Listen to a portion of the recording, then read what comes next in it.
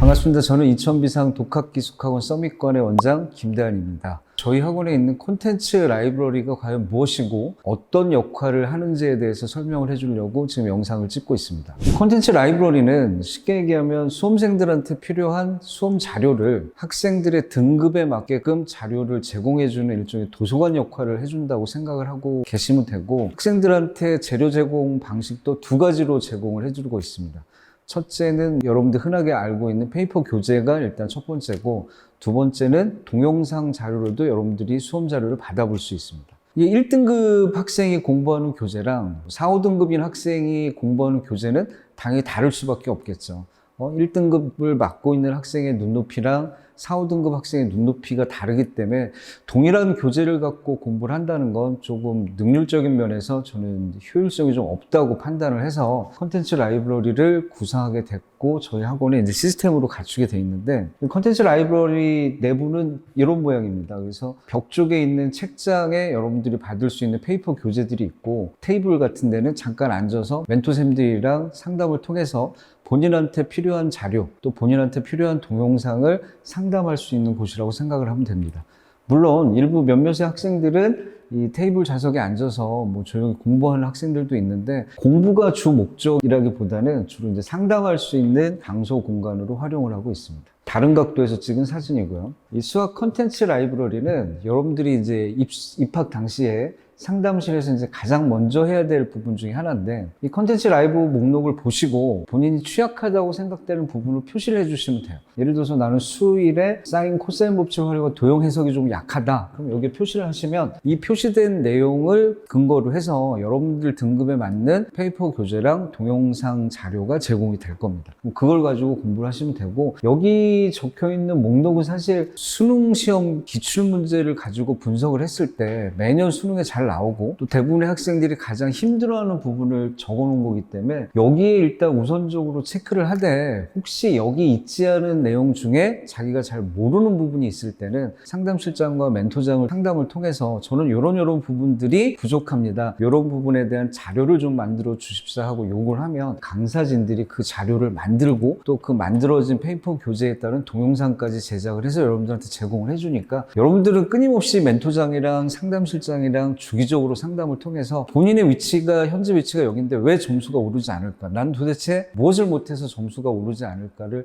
좀 스스로 끊임없이 고뇌를 하면서 해야 좋은 결과가 나올 것 같습니다. 자, 이거는 저희 학원에 있는 이제 수학의 기본 컨셉이 세 가지 형식으로 페이퍼 교재가 제공이 되는데, 제일 첫 번째 제공이 되는 게 사실 서밋 QS 문제집입니다. 저희가 재수생을 가르치면서 학생들이 가장 많이 질문하고 학생들이 힘들어하는 부분들을 과목별로, 그러니까 예를 들어서 수일, 수투, 그다음 미적, 확통, 기하죠. 그 과목별로 단원별로 문제를 제공하고 거기에 맞는 동영상까지 제공해주는, 어떻게 보면 학생들의 성적을 올리기 위해서 가장 많이 여러분들이 받게 될 페이퍼 교재라고 생각을 합니다. 그래서 QS 문제지는 뭐 강사들에 따라서 조금 문항수는 다르게 편성이 되겠지만 거의 대부분 11문제로 구성이 돼 있고, 그 11문제는 뭐 오지선다형 문제도 있고 단답형 문제도 들어가 있을 겁니다. 그래서 서밋 QS 문제지들은 여러분들이 예를 들어서 내가 뭐 미분을 공부하는데 접선에 관해서 내용이 좀 부정확하다, 개념이 좀 불충분한 것 같다, 그러면 미분 단원에 있는 접선에 대한 QS 문제를 요구를 하시면 거기에 맞는 자료 불출을 멘토장들이 여러분들한테 자료를 제공을 해줄 겁니다. 그래서 여러분들이 제일 많이 받게 될 페이퍼 교재가 아마 서밋 QS 문제인 것 같습니다. 그래서 서밋 QS 문제지는 단원별로, 과목별로 정리가 되어 있으니까 여러분들이 필요한 것들을 요구를 하시면 저희 멘토장이나 상담실에서 여러분들 자료 제공을 해줄 겁니다. 자, 두 번째는 이제 서밋4인데, 서밋4에 저 붙어 있는 4는 그 여러분들 공통문항 있죠? 수학 기준으로 30문항 중에 22문항이 공통문항인데, 그 공통문항 중에 여러분들이 생각하고 있는 소위 준킬러나 킬러급 문항을 4문항을 한 세트로 해서 만든 교재입니다. 올해도 그 저희가 서밋4는 거의 한 30회분 정도가 학생들한테 배포를 해줬는데, 학생들 반응이 정말 좋았던 그런 교재라고 생각을 하시면 됩니다. 그래서 서밋4는 4문항이 한 세트고, 보통 이게 횟수별로 돼 있는데 한 회에 보통 3세트 정도 문제가 탑재되어 있습니다. 그러니까 한 회에 3세트라고 그러면 한 세트가 4문항이니까 총 12문항이 탑재되어 있는 거죠. 그래서 서밋4는 보시다시피 횟수가 붙어 있는데, 이 횟수별로 여러분들한테 여러분들한테 제공이 되는 자료고, 실제 등급 기준으로 보면 2, 3등급에 머물러 있는 학생들이 가장 좋아하는 교재라고 생각을 하시면 될 것 같습니다. 문제 구성은 평가원이나 아니면 교육청 기출 문제가 한 절반 정도 들어가 있는 것 같고, 그 다음에 올해 기준으로 보면 올해 수능 특강 문제가 많이 들어가 있고, 창작 문제도 간혹 20, 30% 정도는 강사님들이 창작한 문제들이 있으니까, 여러분들이 좀 준킬러급 문항을 좀 풀고 싶다 그러면 서밋4 교재를 요청을 좀 많이 하면 될 것 같습니다.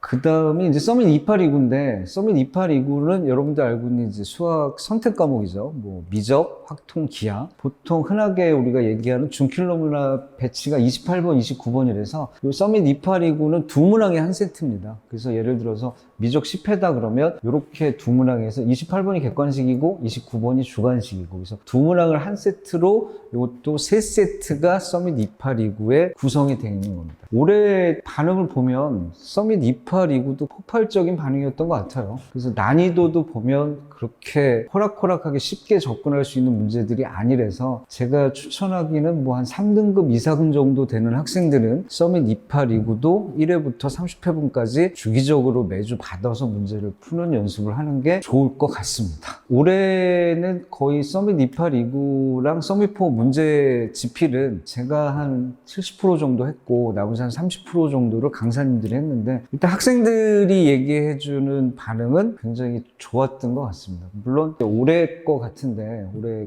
이제 내년도 거는 다시 문제가 개편을 할 생각이고요. 그래서 수학은 여러분들 페이퍼 교재를 받는 양식이 세 가지입니다. 가장 많이 받아야 될 게 QS 문제지고, 두 번째가 서밋4랑 세 번째가 서밋 2829. 그리고 아까 얘기한 것처럼 여러분들한테 우리가 QS랑 서밋4랑 서밋 2829는 수학 강사님들이 동영상으로 다 촬영을 해놔서 여러분들 필요한 부분은 동영상으로 자료 제공을 요구를 하시면 됩니다. 동영상을 사실 보면 이제 여러분들이 대형 메이저 회사들 인강이라는 게 있잖아요. 인강은 일방적으로 자기가 찍어놓은 강의를 전수를 하는 거고, 우리 학원에 있는 컨텐츠 라이브러리에 있는 동영상은 학생들이 그때그때마다 요구를 하면 그 요구에 맞춰서 강사님들이 새로 영상을 제작해서 여러분들한테 제공을 해주니까요. 저희 학원에 재원에 있는 이상 여러분들이 권리라고 생각하시고 권리 추구를 부지런하게 하십시오. 여기 있는 이 사람은 저고요. 저도 찍어놨어요. 저도 많이 찍었던 것 같고, 그래서 수학은 페이퍼 교재랑 동영상 교재로 두 가지 방식으로 제공이 된다는 거고, 그 다음은 이제 국어인데 크게 이제 두 가지로 나눴어요. 하나는 문학 파트고, 그 다음에 문학 파트인데, 문학 파트도 중분류하고 그 다음에 소분류로 나눠놨는데, 국어는 저희가 컨텐츠 라이브러리의 자료 비축을 어떤 식으로 해놨냐면, 이 밑에 보이시나요? 노란색? 레벨 1부터 레벨 10까지 총 10단계로 구성이 돼 있고, 국어를 못하는 친구일수록 레벨 번호가 좀 작고, 국어를 잘하는 친구일수록 레벨 번호가 높다라고 생각을 하시면 되고, 이것도 역시 여러분들이 입학을 해서 상담실장이랑 상담을 통해서, 저는 뭐 예를 들어서 수필의 소재 의미를 파악을 잘 못한다 그러면 여기다 표시를 하시면 여기에 맞는 자료 제공을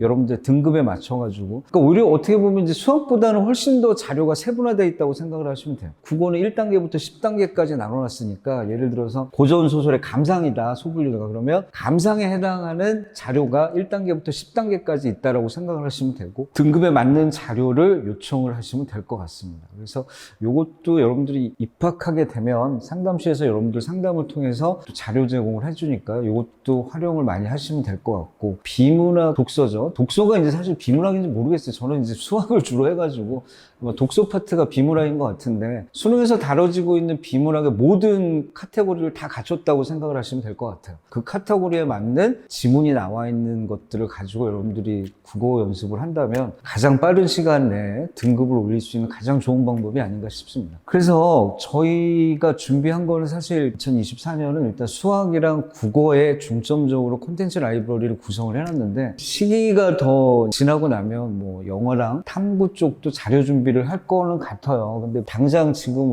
저희가 준비한 거는 수학이랑 국어 위주로 일단 내년은 끌고 갈 생각이고, 그 다음은 이것도 이제 여러분들 입수하게 되면 여러분들이 모의고사 선호하는 게 있잖아요. 그래서 시중에 나와 있는 대표적으로 가장 많은 학생들이 찾고 있는 모의고사인데, 이것도 내가 작년에 공부를 해보니까 이런 모의고사가 좋습니다라고 하면 그 모의고사에다 표시를 하면 우리가 이 업체들하고 컨택을 해서 여러분들한테 자료 제공을 끊기지 않게 해줄 거고, 요거 부분에 대해서는 사실 올해는 저희가 2감 모의고사는 계속 신청을 받아서 학생들한테 뿌려줬고, 저희 학원에서 했던 일은 이감 모의고사 해설 강의를 무료로 열어줬습니다. 그래서 이감 모의고사는 사실 호불호가 굉장히 갈리는 모의고사긴 한데, 그래도 국어 상위권에 있는 애들이 가장 선호하는 모의고사다 보니까 내년에도 아마 저기에는 수요가 좀 많이 있을 것 같고, 그 다음에 뭐 잠깐 얘기해보면 뭐 시대인지 서바이벌이랑 브릿지는 뭐 현재 이제 수학을 상위권에 있는 애들이 제일 선호하는 모의고사 형식인데, 구입은 아마 여러분들이 직접 구입하기 힘들 것 같고, 저희가 따로 주문을 해서 저거를 공급을 해주고, 또 서바이벌 모의고사나 브릿지 같은 모의고사가 수요자가 많다 그러면 저희 수학 강사들이 그 문항을 분석하고 해설 영상을 찍어서 여러분들한테 제공을 해주는 식입니다. 근데 아싸 9하고 아싸 20은, 아싸 9은 이제 좀 중상위권 애들을 겨냥해서 만든, 이투스에서 만든 거고, 아싸 20은 이제 중하위권을 대상으로 만든 거고, 그다음 아까 얘기했던 이제 저희 학원의 가장 주력은 서밋4랑 서밋28 리그죠. 올해 보면 서밋4, 서밋28 리그는 거의 중상위권 애들은 끊기지 않고 계속 공부를 했던 것 같고, 나머지는 뭐 여러분들이 보면 다 알 수 있는 것들인데, 어떤 모의고사를 선택을 하든지 간에 그 모의고사를 좀 해설 강의를 해줬으면 좋겠다 그러면 수학이나 국어 선생님들이 해설 강의를 찍으시니까요, 부담 없이 여러분들이 모의고사 선호도 조사하는 거니까 표시를 하시면 될 것 같습니다. 근데 요거 마지막으로 뭐냐면, 저희 학원에서 이제 올해 가장 시행했던 것 중에 가장 목표점을 충족해서 목표점 이상을 효과를 봤던 게 바로 이 아이클래스 학습 프로세스인데, 저희 학원은 독학이다 보니까 기본적으로 수업이 의무 수업이 없어요. 그러다 보니까 학생이 그날 어떤 공부를 했는지 사실 그 정보 제공을 해주지 않는다면 상담을 받는 게 무의미한 거지. 그래서 요거는 뭐냐면, 이건 12월 3주차, 1월 2주차인데, 이거 뭐 학생 이름이 있고, 여기에 보면 이제 어떤 내용이냐면 자기가 그날 공부한 내용들을 적는 거예요. 그럼 이 내용들을 보고 상담실장이 이 학습의 학습 프로세스나 학습 속도나 또는 편중되지 않게 공부를 하는지를 가서 체크를 해서, 예를 들어서 이 학생 같은 경우 뭐 거의 매일 수학 탐구만 공부를 했네요. 12월 3주차 때. 이때 저게 정상인 것 같긴 한데, 뭐 예를 들어서 국어 영어를 거의 공부를 안 했는데 이 친구가 만약에 국어가 3등급이다. 그럼 사실 국어 공부도 해야 되잖아요. 그럼 이제 국어 공부를 안 했기 때문에 상담실장이 국어 선생님하고 연결을 시켜줘서 분명히 부족한 부분에 대해서 어떻게 공부를 해야 된다라고 분명히 코치가 있을 겁니다. 아이클래스 학습 프로세스는 2024년도에도 계속 진행을 할 거고, 여기 위에 보면 이제 포커스 독서실 현황이랑 카페형 독서실 그 사용 현황이 있는데, 저건 뭐냐면, 저희 학원은 기본적으로 고정자석을 줍니다. 코지 독서실을. 근데 코지 독서실에서 공부하다가 집중을 요하는 공부를 해야 될 때는 독서실을 옮겨서 공부를 할 수가 있는데, 그 독서실을 옮겨서 공부하면 그 체류 시간을 적는 난입니다. 그러면 이 시간을 보고 상담실장이 이제 상담할 때 이런 얘기를 하겠죠. 너는 한 곳에서 몰입해서 공부하는 학생이다, 아니면 왔다 갔다 하는 학생이다라고 이제 공부 성향을 판단하기 위해서 이걸 적었는데, 아마 내년에는 제가 이 포커스 독서실 사용 현황이랑 카페형 독서실 사용 현황은 이거는 제가 뺄 생각입니다. 그래서 요게 학생들이 적을 수 있는 난을 좀 더 넓게 해서 좀 더 구체적으로 적으라고 제가 양식을 만들 것 같습니다. 그리고 밑에는 주간 개인 학습 목표를 적어주시면 되고요. 그 다음 학생들도 이제 똑같은 양식으로 적은 거예요. 그래서 이거